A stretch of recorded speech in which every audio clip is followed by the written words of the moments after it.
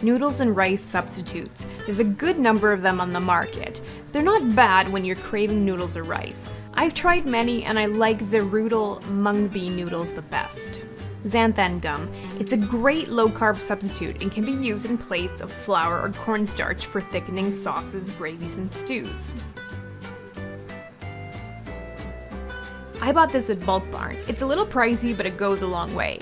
Here, I've added half a teaspoon to 50 ml of hot water. It takes quite a bit of mixing to get rid of the lumps. You can use a milk frother like this, or a hand blender. It has a consistency similar to cornstarch. Here, I add the mixture to half a cup of milk. This is just to show you what happens. Whisk to incorporate. You'll want to cook it at a low temperature in order to rehydrate the xanthan gum, otherwise it may taste a little gritty. As it cooks, it slightly thickens to a thin sauce. Adding more xanthan will thicken it further.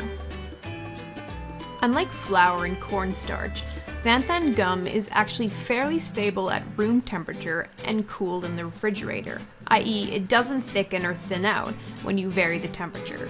Check out your local dollar store and pick up some inexpensive containers for lunches and freezing leftovers. They've got a good variety of plastic containers. Just make sure you buy a well-known brand. Other brands may use plastics that aren't meant for heating and freezing. Glass containers with snap lids are good, but just note that the plastic tops do wear out when heating.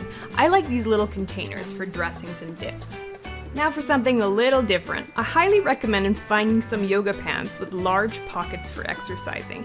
They're getting more popular and I'm seeing more and more in stores. I love being able to keep my phone in my pocket while walking, which allows me to listen to podcasts.